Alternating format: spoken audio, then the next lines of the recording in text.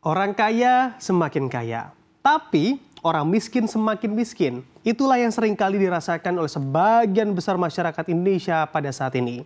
Sejumlah data ekonomi pun sudah mendukung situasi ini, di mana PMI Manufaktur dan IHK adalah data ekonomi yang masih menjadi acuan untuk mengukur kondisi daya beli masyarakat di Indonesia.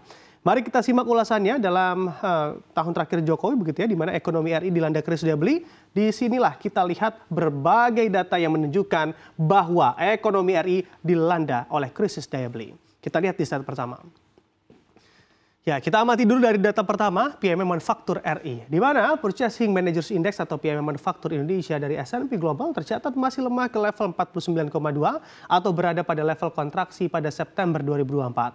Hanya saja angka ini naik tipis begitu ya jika dibandingkan dengan bulan sebelumnya, itu Agustus 2024 yang berada di angka di level 48,9. Dengan demikian, PMI Manufaktur Indonesia masih terjebak di zona merah atau mengalami kontraksi selama 3 bulan berturut-turut. Ini sungguh ironis sekali begitu ya. Di mana penurunan kinerja aktivitas manufaktur utamanya menggambarkan penurunan bulanan pada output dan pesanan baru selama bulan September selama 3 bulan berturut-turut. PMI menggunakan angka 50 sebagai tolok ukur. Jika masih di bawah dari angka 50, maka aktivitas masih mengalami kontraksi, bukannya ekspansi.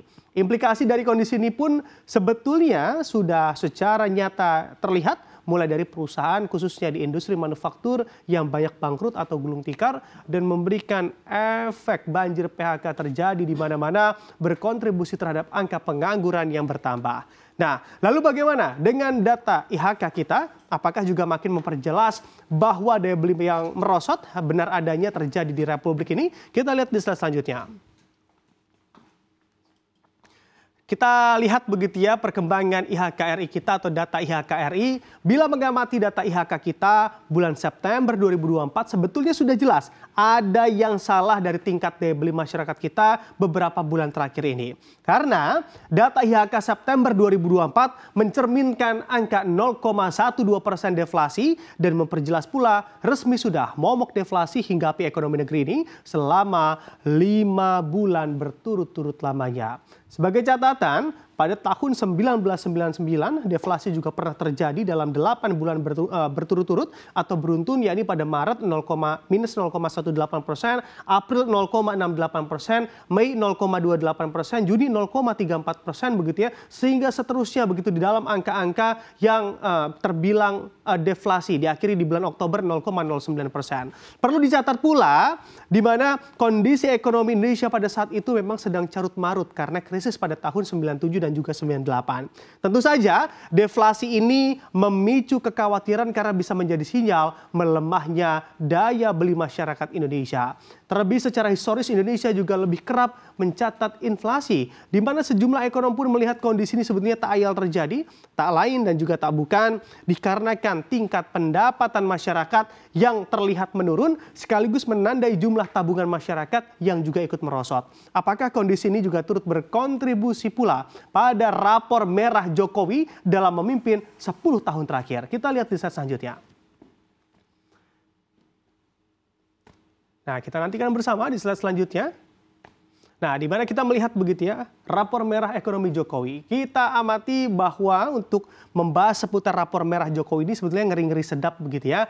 Andai kita mengulas atau menilik lebih dalam catatan-catatan apa saja yang bisa diasumsikan sebagai rapor merah Jokowi selama menjabat 10 tahun terakhir sebagai Presiden Republik Indonesia. Yang pertama, secara data dan juga track record juga jelas terpampang nyata bahwa selama Jokowi menjabat sebagai Presiden RI, PDB RI hanya berkutat saja di angka 5% atau betah di angka 5%. Semoga di pemimpin yang saat ini, yakni Presiden Prabowo, mampu membawa ekonomi RI sesuai dengan target di angka 8 bahkan hingga 9%.